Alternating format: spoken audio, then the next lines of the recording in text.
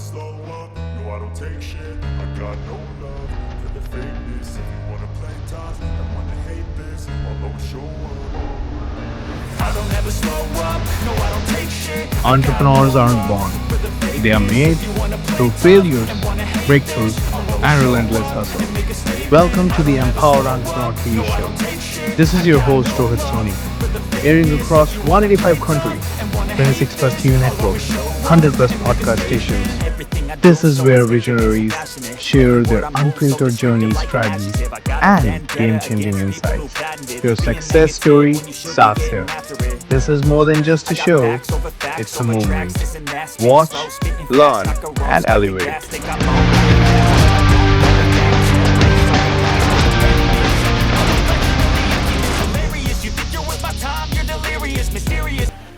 Hello, everyone. Welcome back to the Empowered Entrepreneur TV show. This is your host, Rohit Soni, and another episode where we dive deep into understanding leadership, courage, marketing, business skills, and the overall agenda of the Empowered Entrepreneur TV show. But today, we are going to be a little bit different. Today, before introducing the guest, I would like to talk to you personally. I would like to understand where you are, what you're doing, what your goals look like, and how you want to take your business life to the next level. And are you actually learning on this TV show or not? So let's talk. I want to talk to you about mindset first. Are you guys doing the things that are right for you every day? Are you waking up on time? Are you, the moment you're waking up, you're creating a to do list, knowing what you have to do every day? Are you hitting your true potential? Are you actually learning from whatever episodes that have gone before this? You see, in business and in life in general, accountability is key. If you are being accountable, people won't connect with you because they know you as a person respect yourself. When we are being accountable to the goals we have, people respect us. But more importantly, you respect yourself. So, I want to make sure you're into a place in terms of your mindset, health set, and heart set. We are doing the right things for yourself. You're keeping yourself accountable with your goals, with your business, and with your overall life. Before introducing today's guest, I for sure want to talk to you about leadership because sometimes, as people, as leaders, as someone who's doing anything in each part of your life, we are all leaders. In each area of our life, we are all leaders. If you're a mother, you're a leader, nurturing the family. If you're a father, you're a leader, taking care of the family. If you're a son, you're a leader, putting a chip on your shoulder to do something for your family. If you're a daughter, you're a leader, proving something to yourself and to your family. Leadership means taking responsibility. Leadership means having courage. Leadership means making people understand what they can actually do through your own actions. The moment, because of your actions, people are being inspired, people are being moved, people feel secured, people feel, well, I can do it if he can do it. Well, that's it. You're being successful in terms of inspiring others to elevate themselves to the level you're at. That's what a true leader is. A true leader isn't someone who just guides you. A true leader is someone who elevates you, who makes you feel like if that guy can do it, so can I. That's what a true leader is. That's what a business person should learn from people who have done successfully in any way, shape, or form in life, have always been good learners, and leaders are learners. In my own life, if I didn't learn from books, If I didn't have someone to guide me sometimes, I wouldn't be where I am.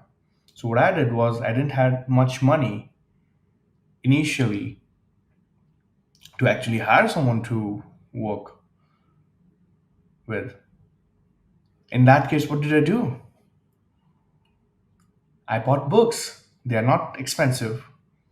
Well, that's a successful person talking to me that they can do it, I can do it. That's what I talk to you about.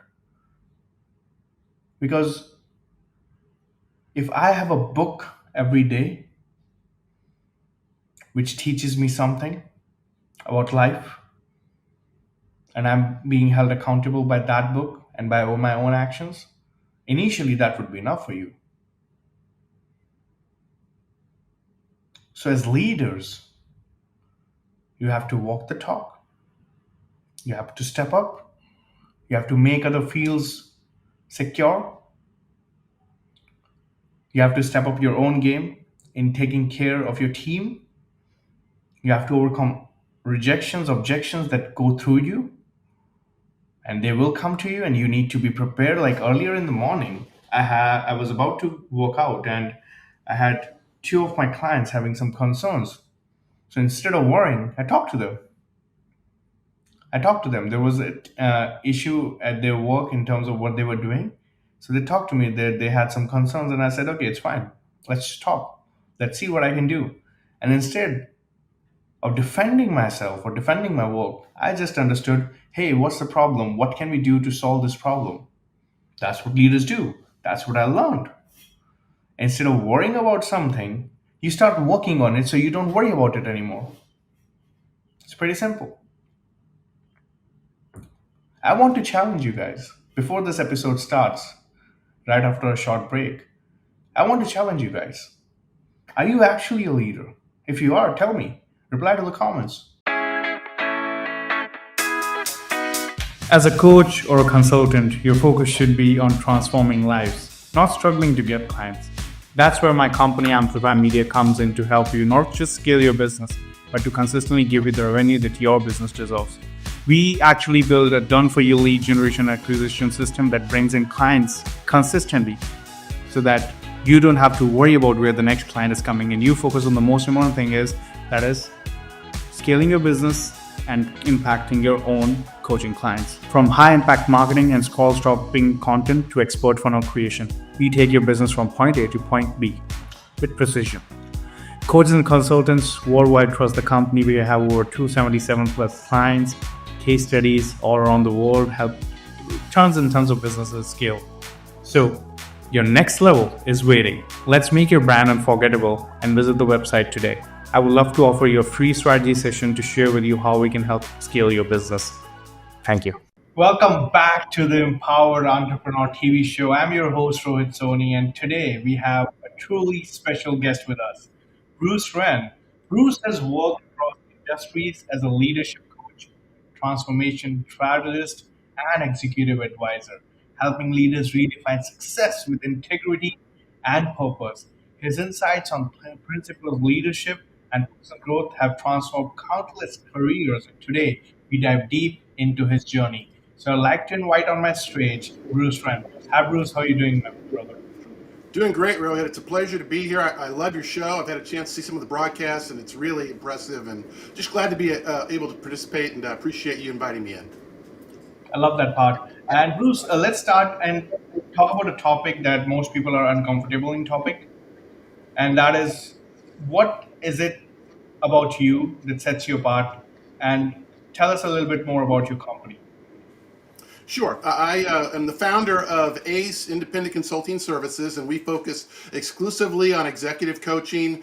We do group facilitations, we do keynote speaking, and also road shows to go out and work directly with teams. I've got one actually next week coming up, and just trying to help people grow their talent. So that's a little about the company and about me and what I do. I've been in coaching virtually my entire life at one point or another, and I enjoy it a lot. I was watching a previous show, you did with TC Ferguson, and he talked about how he's kind of a bleeding heart and likes to help people, and that really registered with me because I'm the same way. I love to see people grow. I've had a chance to participate in a lot of great organizations and help them succeed, and I like to work with individuals to help them maximize their performance. So, Bruce, when you talk about maximizing people's performance, what does it mean to you? So, if you were to take someone who is starting out in the industry, how would you, as a coach, would nurture him to maximize his potential from day one?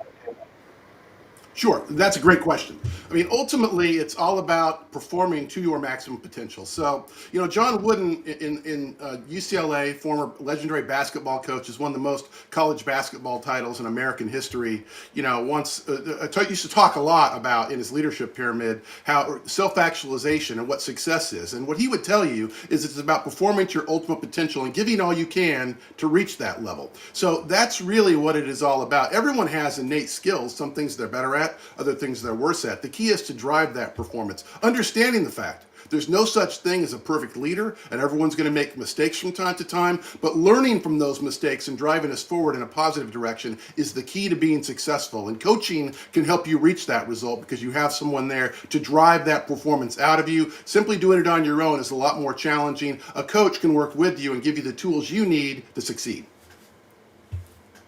Well, at the end of the day, it's all about connecting with someone who can guide you, who can support you in those dark moments when things are not working out for you. And I get it.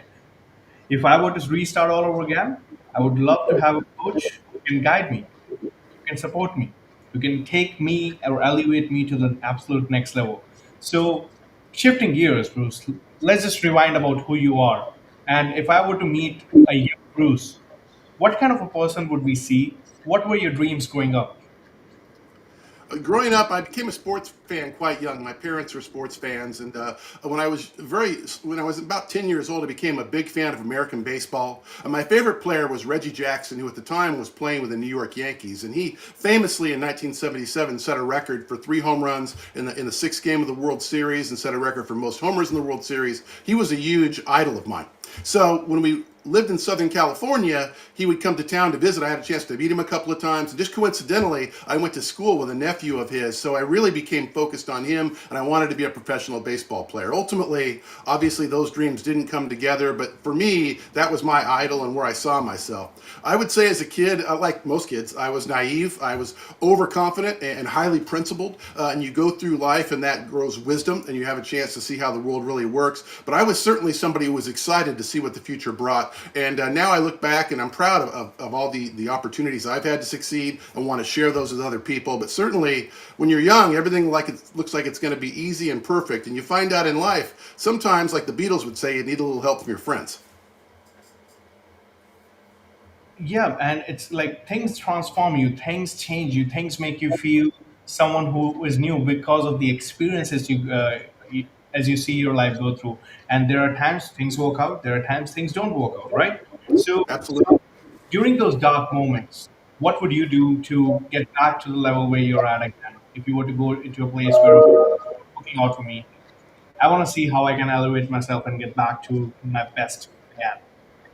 So that's a good question. I think you're asking about resilience. Would that be fair to say? Exactly. Yep. I think in life, look, I've met a lot of talented people in my career in entertainment and operations, as well as a learning development executive and coach. And I've met some very famous folks, and I can tell you they don't always perceive their life's perfect either. That life is all about learning from various experiences and getting better. And when things don't go right, it's really about what I like to call failing forward, which is an important leadership principle that I focus on. We try and get better every single day. And that's what I try and do in my life as well. That, probably the most famous American athlete in my lifetime is Michael Jordan, who won a college championship in college basketball at the University of North Carolina, won multiple professional basketball championships. A lot of people might not know that he didn't make his high school basketball team, and as a sophomore, and he had to play on the junior varsity, which was extremely painful to him because that was a goal of his and something he was really excited about. So later on, fast forward to the NBA when he's traveling around the country and even the world, winning Olympic gold medals. He used to check in under the name of the guy who beat him out to make the team. I believe the name, if I recall correctly, was Jerome Smith. So when he would check in at a hotel, every time he would check in, he would hear that name who kept him from making the team and succeeding, so it would drive his performance. So it just goes to show you that even the most talented people are always trying to improve on a daily basis and reach their true potential. And again, it's like a lot of people say you're talented, but as long as you don't back it up with the hard work, no one's going to succeed. And I've seen a lot of people, Bruce, in my life, and trust me when I tell you, who have unrealized potential, and yet they suffer, yet they don't achieve the level they want, yet they feel things are not working out, yet they let outside noises affect their greatest potential. So you have worked across industries, right? Coached executives and led major transformation. What's one experience that tested you the most, not just as a leader, but also as a person? It's a great question. Everyone's got periods of time where we really struggled to get traction in the areas we wanted to. And I would say right now, with the people I'm working with, and this is really in the American culture, really been heightened in recent years, is division is becoming very difficult. I know in a recent position I had as an executive with an upper higher education organization, we were working with a pivot on our curriculum and had to implement blended learning with a number of instructors who were used to doing conventional learning in more lecture style and not used to implementing the technology as much. And we had to work with all of our instructor team, about 50 people in totality, to get all of them to understand the way, as far as the test piece, the alpha rollout, to get them up to speed on how things work. So we had to go back and really reprogram everything they did, show them how to utilize the technology. It took a couple of months, but after we implemented the new blended learning solution, our KPIs took off. We were much more successful from a completions perspective, drove revenue flow, but we really had to reevaluate everything that we did. So there was a lot of division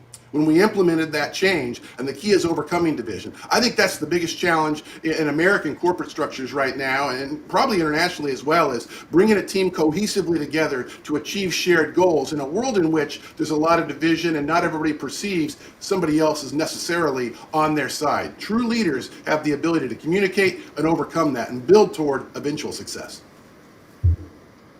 And at the end of the day, it's all about succeeding. But even more important than succeeding is getting one person better, Yeah.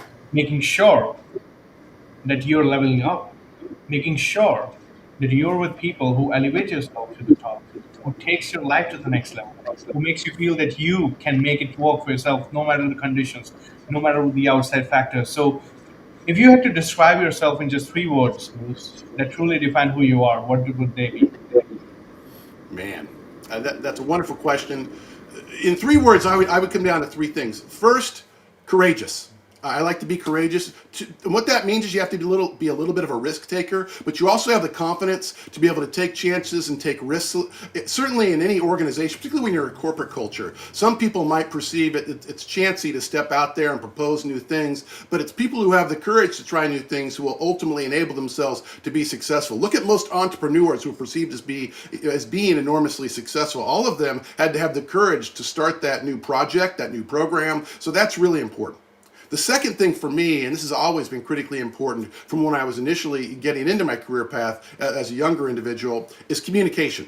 I think communication is the single most important element to be a good leader, to communicate in a way that's clear, in a way that is constantly able to evolve and address the issues that are at hand, and also stay focused when things are not necessarily going so well and being resilient.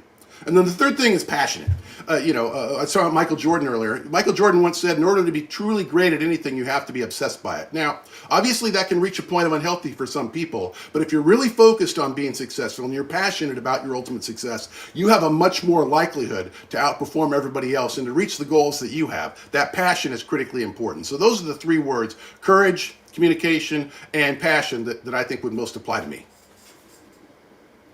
And when we talk about courage, business, you cannot succeed without having courage. You cannot succeed without having the right systems, and you cannot succeed without having principled leadership. Could you reflect a little bit more on principled leadership? I know that's a company, you talk about it a lot. Could you share a little bit more about it? Absolutely. Principal leadership is something ACE focuses on, particularly for individuals who are new to our organization and working with me or as an executive coach. That's really critically important. And it has few key components. First of all, is establishing a clear vision, which I talked about a moment ago. That's certainly related to communication. But what is your vision? What are you collectively trying to achieve? And then secondly, it's about having certain principles that you live by, rules, foundational statements that you're willing to defend and live by, that you can communicate to the rest of the team so they understand what you're trying to get done and what your principles are. So that's critically important. And then thirdly, a key aspect is what type of leadership style applies best to you. Some people would say, particularly in today's environment, you hear a lot of people talk about being servant leaders. That's very challenging to be able to serve the team, to be successful, and not everybody's going to reach that objective, but a lot of people in today's environment talk about being servant leaders. Others might talk about being authentic leaders, which I also think is important. Building collaboration, being collaborative leaders, that's another leadership style.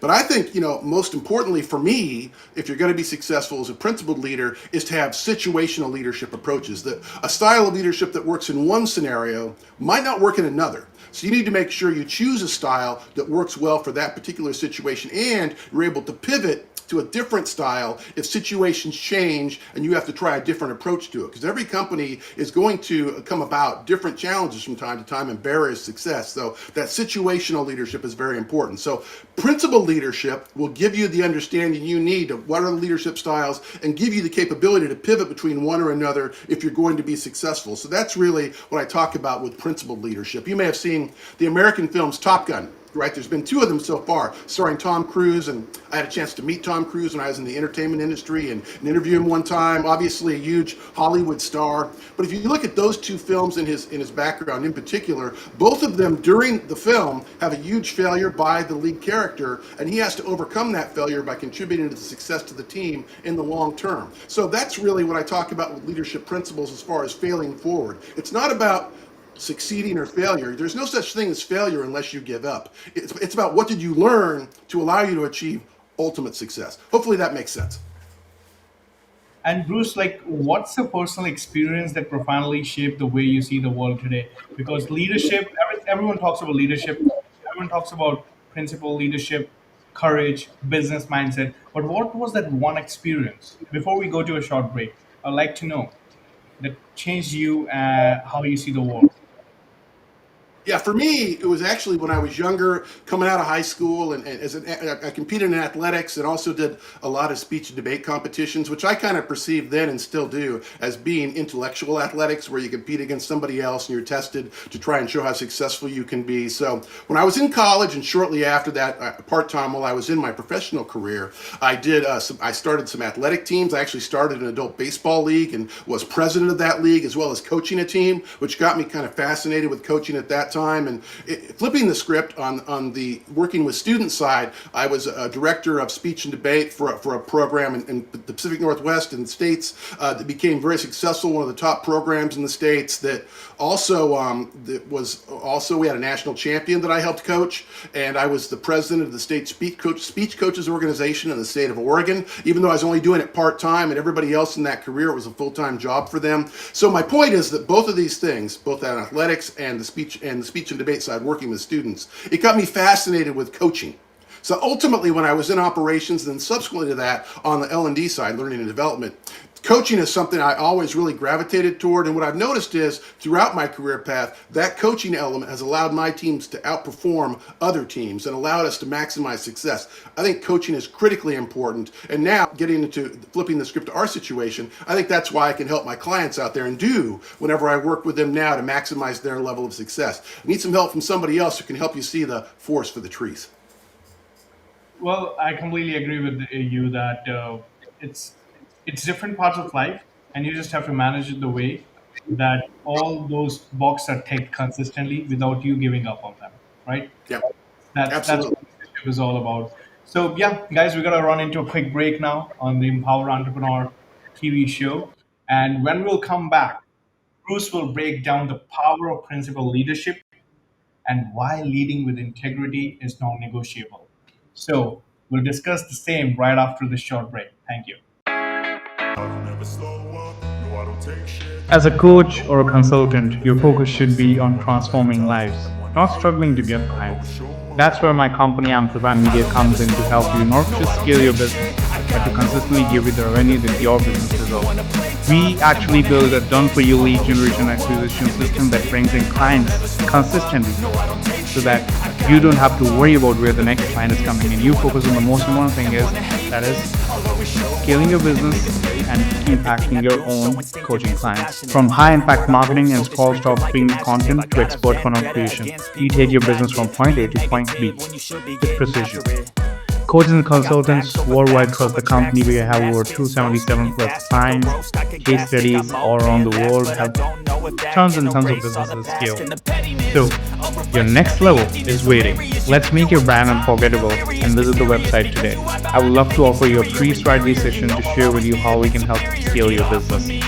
Thank you. Welcome back to the Empower Entrepreneur TV show. This is your host, Rohit Soni, and we are here with Bruce Wren, a leadership expert who believes that true success is about power, it's about principles.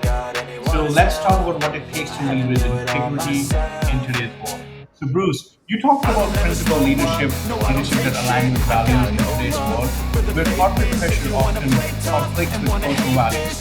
How can leaders truly stand by their principles without compromising on it? It's a great question, Rohit. I mean, ultimately, it seems to me as though you're always going to, your leadership principles set the foundation. It's no different than where you plant a tree. So that becomes the foundation for everything that you do. So those have to be non-negotiable to a point. However, when I say to a point, what I'm trying to illustrate is that you have to be able to adjust to wherever the prevailing winds are going and what the other side is doing. A good example, for example, if you remember about 20 years ago before the iPhone and the international world of cell phones, Nokia had cell phones that was quite successful. A lot of people had Nokia phones and they thought they would succeed. Well, ultimately when Apple started developing the technology for the iPhone, the folks at Nokia, there's even interviews on this, you can Google it and look it up, talked about how they'd have a small percentage of the market, they guess single digits ultimately, and people who were techies would gravitate toward that. But the technology with Nokia they thought was so outstanding that they wouldn't be outperformed by a company like Apple. And within a few years, obviously, the iPhone became prevalent, and now it's the most popular iPhone, the most popular cell phone in the world, and Nokia is an afterthought. So you have to have the ability to pivot and get to where you need to go. And typically, that's dictated by benchmarking, which is done in your key performance indicators. How are we performing versus the competition? Or can you pivot to something else? So your integrity, for example, is part of your principled leadership, but the way you use that integrity is critically important. Flipping the script as to how it can be challenging is, right now, if you look at things, potentially if you looked at it politically or even professionally, a lot of folks use transactional leadership now, whereas if I give you something, you'll give me something back. And that can work for a while if you're trying to, for example, persuade your team to perform better, to get raises or something like that, or a bonus of some sort. That can work in the short term, but unless you have those leadership principles to guide their direction, they're going to eventually struggle after they get the thing that they wanted. The key with leadership principles is to focus on where you're going and drive the team to reach those results. And that requires transformational type leadership perspective, which actually is what, if you had to look at an American company in the last couple of decades, Apple under Steve Jobs achieved that. While I'm not necessarily advocating all of his management techniques, he was certainly a transformational leader, which helped set the stage for their being one of the largest companies in the world and one of the most recognizable logos in the world to this day.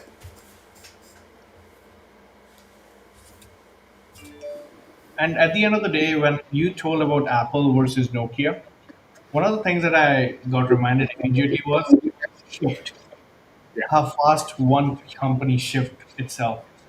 And the person or the company who has an idea of what's happening around me is going to succeed each and every day of the week. And that's what Nokia did. They understood the need of the hour, but Nokia was unable to do it, but Apple did.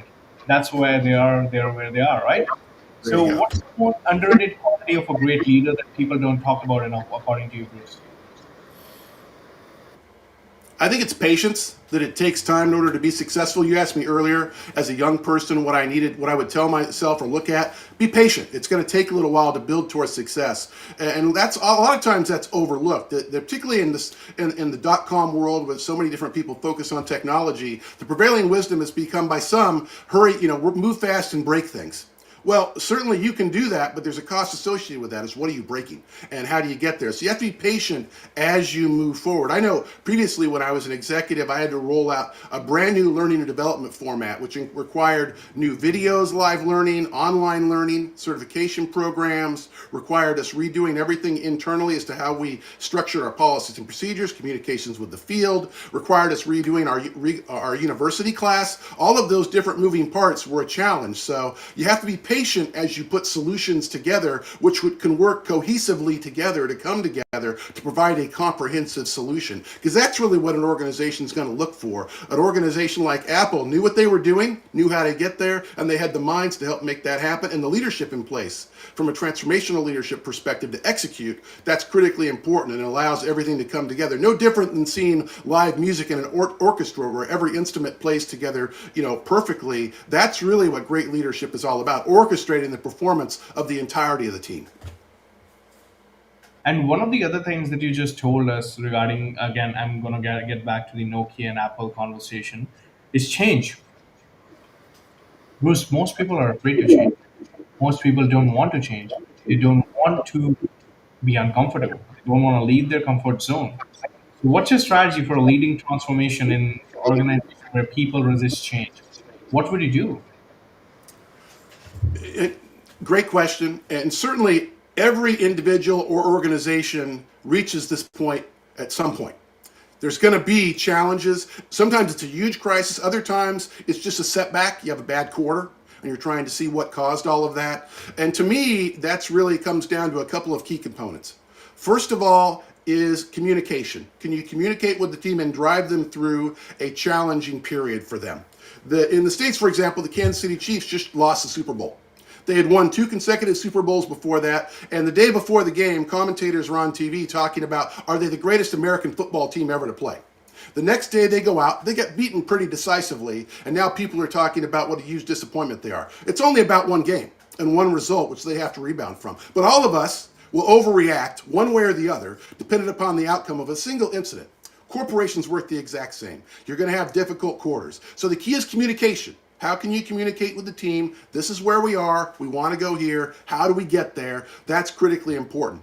The second piece that I think is the secret sauce for any great organization, if you really want it to hum and allow you to succeed, is engagement, employee engagement. I think any truly successful leader needs to be able to capitalize on employee engagement. I worked extensively with the Great Place to Work Institute and helped get organizations certified as great places to work. And they focus exclusively on engagement and how you get there. And they work with literally hundreds of companies from throughout the world, which have succeeded over and above their competitors. The one common denominator among all of those companies is typically engagement. If you capture your team's hearts and minds, they will perform for you. And they will perform even stronger during difficult times when you have to pivot in a different direction because of the way you've communicated with them throughout, in good times and in bad. So to me, communication and engagement are the key to overcoming tumultuous seas. Communication. Well, that's a very underrated word because when I see organizations struggle, the one thing that I see is they're not communicating. Yeah. You can delegate it to everyone, but if they're right and the transparent feedback doesn't go to people, Bruce, people lose. And unless you monitor them, people lose. Yeah. So, like, if someone like me who's doing a business, what would you suggest to me who is consistently managing a team? What would I do to ensure that we get the best results from our organization? Because most people need reporting. Most people need consistent way of telling them that okay, you should be doing this, you should be guiding them. So we have to sometimes take people along with us no matter where they are at. Maybe they're not uh, proactive, but sometimes that challenges come with the organization. So what would you do in terms of leadership to help and sort that out? Really, two things. I think, first of all, communication, which we just talked about, is critically important to still drive performance and keep people on board. Again, I'll reiterate, but I think it's important because repetition is the best form of learning, right? You have to capture their hearts and minds. But the second point, and this is critically important, and this is the illustration we were just talking about with Nokia versus Apple. Nokia wasn't able to do this. Are you agile? Can you change direction in a way in which everybody is going to be understanding what the goals are and get on board? That's what's critically important, particularly in today's world, which is evolving so rapidly and is so technologically dependent that everybody's going to be working on a technology that's better than yours. So when somebody is outperforming you from a competitiveness perspective, how do you get there and match that challenge? That's typically going to happen in your agility to get people on board with a new message and to communicate that message in a clear and decisive way that people are understanding where you want to go, and then reiterate that message consistently to continue to drive change. You can't just assume because you say it once, everybody knows that. You have to constantly repeat it and integrate in your key performance indicators, whether it be from a profitability perspective, what percentages you're focused on, from profit and loss. There's a variety of ways to evaluate it, but you have to identify key metrics you're looking to and drive those analytics to get better. And AI, there's great technologies now, AI being one of them, which can help you achieve that objective. But unless you integrate in some of the KPIs, so your team can understand why you're trying to drive performance, now you're evaluating that performance, you'll find it very challenging to get there. It's all about the communication and the agility to change the message when the pressure's on to allow you to succeed. Okay. We have learned a lot with you, Bruce, in the last 30, 45 minutes. I want to talk to you about one thing that you did yourself that put you in a little bit of trouble. So, what's that one leadership mistake you made that still stays with you to this day? And what did it teach you? Wow. Probably the example I would give, I actually articulated a little while ago in this conversation when I was with a previous organization, one of the largest entertainment companies in the world, and I was in charge as the executive in charge of internationally the learning and development function. When I came into the role, I immediately looked around and said, almost like an interior decorator, this all has to change. I had a totally different version where we needed to go. And so there were a variety of different ways: university class, the online certifications, the live trainings that we did, the online communications we had as far as our policies and procedures, et cetera. All of that had to be integrated to come together. So I think that I would say, to answer your question on point, is I was too much of a perfectionist. I waited with some of the various rollouts until everything was perfect. You have to be able to weigh the importance of top priorities and execution as opposed to perfection. With some things, you can adjust on the fly and make it better. And it's comparatively advantageous to do that than wait until everything's perfect. They say, if Columbus had waited till he had a consensus, he would have never launched the boat in terms of the discovery of America. And that can be true. You can't get caught in a polarization of working for perfection. And if there's something that I've been guilty of on occasion, it's perfectionism. And I'm trying to work through that. Even to this day, we all are better at some things and worse at others. But, being a perfectionist can be a downside if you don't have the ability to still move forward when it's necessary to do so. Well. This is going into a deeper way of learning leadership to the next level. And I'm loving this session, Bruce. But we have to cut to a quick break right now. But when we come back, Bruce will reveal how he maintains resilience, his go to strategies for personal growth, and the one piece of life advice that he'd give his younger self. And you don't want to miss this last bit of this episode. So I'll see you back out of this quick break. As a coach or a consultant, your focus should be on transforming lives, not struggling to get clients. That's where my company Amplify Media comes in to help you not just scale your business, but to consistently give you the revenue that your business deserves. We actually build a done for you lead generation acquisition system that brings in clients consistently so that you don't have to worry about where the next client is coming in. You focus on the most important thing is that is scaling your business and impacting your own coaching clients. From high impact marketing and scroll stopping content to expert funnel creation, we take your business from point A to point B with precision. Coaches and consultants worldwide trust the company. We have over 277 plus clients, case studies all around the world, help tons and tons of businesses scale. So, your next level is waiting. Let's make your brand unforgettable and visit the website today. I would love to offer you a free strategy session to share with you how we can help scale your business. Thank you. Welcome back to the Empowered Entrepreneur TV show. I'm your host, Rohit Soni again. Success isn't just about strategy, it's about mindset. And Bruce, let's talk about resilience and personal growth. You, as a coach, have helped top executives and leaders all your life. But I'm curious, who do you turn to when you need advice and clarity? I'm sure in terms of marketing, you would need mine, but in terms of leadership, who do you need advice from, my friend? Absolutely. You've been a huge help to me as we've talked about, moving forward and from a business perspective. And so I appreciate all the help you've given. But as far as these sorts of folks, certainly you have intellectuals you feel comfortable with and mentors over your life who will change when you're young. It's your parents, and then it becomes people you interface with educationally and people you meet along that road. But for me, leadership, the studying of leadership has been a fascination of mine since I was quite young, and seeing how people are successful and how does someone become successful overcoming huge obstacles and outperform other people.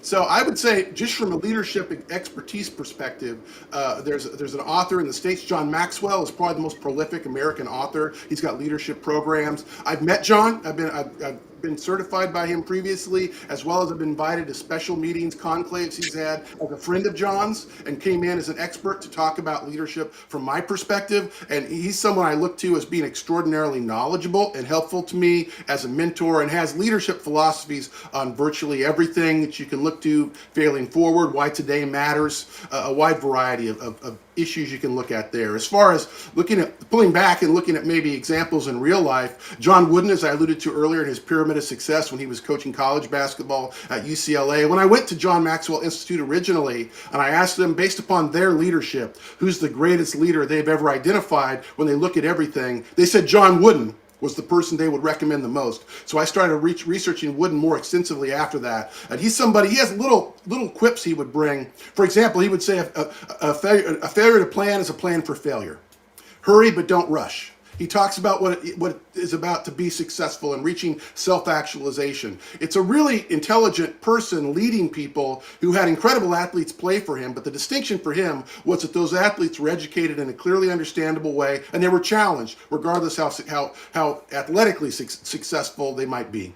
Another example for me, when I went to Fuqua School of Business at Duke and studied executive leadership there, and had a chance to meet Coach Krzyzewski, who's the most recent, as far as modern college basketball, the most winning college basketball coach from a titles perspective. I met Mike Krzyzewski and talked with him about how he coached the leadership team and saw him run a practice and how he led his team. I learned from all of these folks in order to be a mentor, and that involves patience, leading by example, failing forward, why today matters. It's the most important day in your life because you can't change what happened yesterday and you can't live tomorrow today. But if you have a good today, that can lead toward a better tomorrow. All of those things have really been what I look to for feedback, particularly when things are getting challenging, as well as obviously as various entities you interface with as a leader. ATD in America, SHRM, large organizations have large research you can look to get feedback. The great thing about AI, as well as these various organizations, is there's always data you can look to see what drives success, and then try and model around that to learn from those examples. That's one of the great things about the technological proliferation we live in now. You can find information, it's just you have the courage and energy to go find it. Well, information is everywhere, and there are different types of information everywhere. You gotta get the right information because it Yep. can be destructive and it can be constructive based on the news you use. Okay, and Bruce, moving forward, what's your anchor when things go wrong? A habit, a belief, or a ritual that helps you reset when things are not going the way you want? Because even as a leader, sometimes things do go wrong. It's a great question. Certainly we all have mentors in life. I think our friends and family are very important, that we, bounce off feedback. I know, for example, in my wedding, the three people that were the best men, essentially, or, men of honor in my wedding are still my best friends to this day. I've known them since high school. I'll sometimes look to them to get anchored. And I think that's really important. Anybody who's very successful, I've had a chance to meet. I've been at all the Hollywood studios at different times in my life, and I've met a ton of stars, both on stage and off stage. And really, all of them are going through various little battles in their life. It looks glamorous when they're on the big screen or on TV shows, but when you look behind the scenes, all of us are dealing with those challenges, and about staying grounded and having the people around us who help us be successful. And really what that requires, is particularly during times of struggle, is having the ability to have a mental makeover and look at things. I love to-do lists. Every week I'll start a new to-do list to drive performance and stay up to speed, because the world moves pretty fast. As Ferris Bueller says, if you don't look around once in a while, you might miss it. So you got to constantly keep up to speed, and a to-do list helps me. And then I think, to an extent, and everybody's different, a little bit of a personal life balance with the work life. For me, I love sports and entertainment. I also love to travel. Those sorts of things keep me engaged. So all of us need that outside world that we can kind of go into sometimes to come back into the real world and be able to live our day to day. So for me, it's staying grounded involves friends and family as well as stepping away sometimes to do that little mental makeover you need. And with the things that I've learned in my own life is sometimes doing a nature walk, sitting by yourself, or having solitude is the key to the best performance ever. Like Yeah, things are not working out for me, Bruce. I'll go out. I'll sit with myself and think about what can be done better. Instead of just sitting, I'll do something. There's something about human mind when you're in a state of taking action, you feel better, and ultimately all the stress goes immediately. So that's what I would do if I were in a position where things are not working out. I'll just sit back, relax for a moment, and then get up and start doing the work immediately. I I love that. focus on taking the actions instead of thinking on it.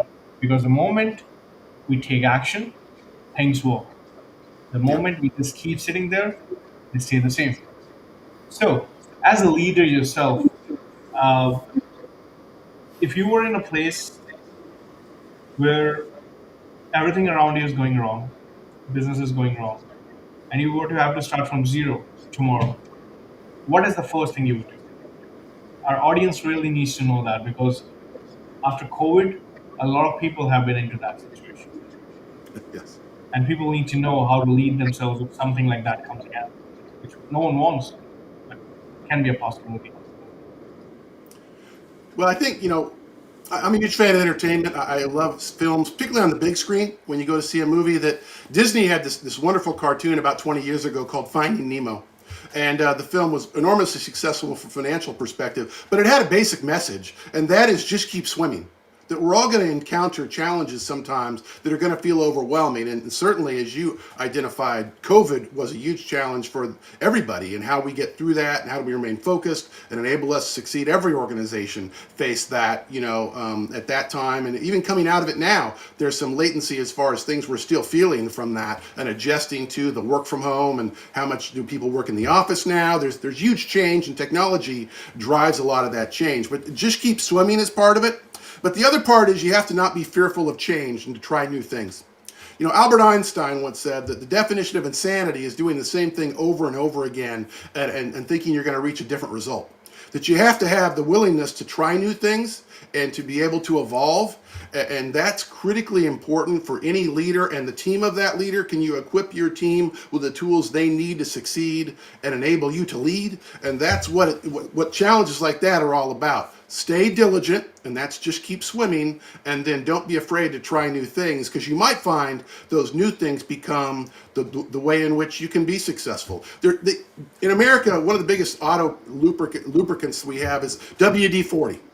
Well, people might ask, why is WD-40 called WD-40? Well, the reason for that is because WDs 1 through 39 didn't work. And it wasn't until the 40th one they got to, they found one that worked. So sometimes you have to be patient to reach the point where you can be successful. And it's just knowing when to let off the gas and when to put on the gas in order to achieve success. And that's usually when you have all your ducks in a row and you have all the tools you need to succeed. Hope that makes sense. That makes total sense. I want to know about principal leadership and how it has helped their clients. I'm going to put everything in the link section as well, guys who are seeing this episode about principal leadership. So I want to know, Bruce, more about how principal leadership has helped its clients overcome these challenges. Do you have any success story or any story that you can share that happened with you, your company, and the clients that you work with, and how it shaped for them, how it benefited them? Absolutely. That I've got tons of examples, and I usually don't go into detail on specific clients that I've worked with, just to kind of keep their privacy in place and stuff. But what I've noticed is when you focus on principled leadership, and again, as I alluded to earlier, that's foundational. It establishes the key principles that you have and what makes you an entity and what everybody's focused on collectively. When that is in place, when you go through periods of upheaval and challenge where things aren't going so well, the rules are still in place that everyone understands what the vision is. Because leadership principles and vision are closely allocated. That if you have a good vision, those are your leadership principles, and then you communicate that with them. My clients would tell you, focusing all that allows them to think more clearly. It's no different than a football team that huddles. A coach enables you to huddle. If you need help, raise your hand and ask for help. Everybody knows that who's been a parent or growing up as a child, whether it be educationally with your teachers or with your children as an adult. So that's key. So foundational leadership sets that.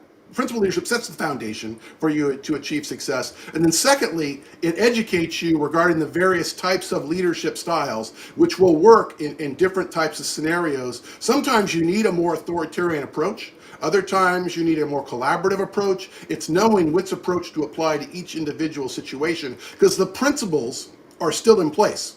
Those don't necessarily need to differ. So your leadership style needs to be agile enough to pivot when it needs to be successful for those leaders. So they would tell you because they had all of the foundational underpinnings in place, they built a culture often of transformational leadership, which enables them to drive success. And that's particularly important in moments of crisis so you can be successful in preparation for whatever that looks like. And so that's really, that's all about, that's what it's all about is communicating that message and having the principles in place.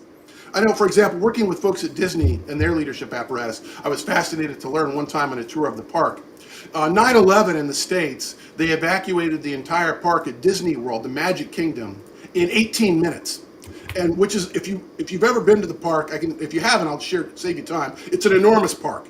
It's got, obviously tens of thousands of people in the park. To do that in 18 minutes is unbelievable to think they could do that. Well, the reason for that is because at Disney University they have a training program which trains all of their they would call them cast members and how to properly evacuate in a crisis. So they were able to do that even though since the park opened it had been 30 years they'd never had to evacuate once. They were able to do it on that day in 18 minutes because they sufficiently prepared and they had a principle in place as far as this is the way we're going to do it, this is our strategy, and they were able to execute. That's where the principles kick in. When a crisis happened, people know what needs to happen and they react to that. If you don't have that sort of preparation and vision in place ahead of time, you're going to get caught, unprepared. And that's what becomes most dangerous for most companies, just like it was dangerous for Nokia when they weren't able to pivot as Apple was building up what became obviously the most successful cell phone in the history of the world, as well as the variety of other technologies they've had, which makes them such a huge entity to this day.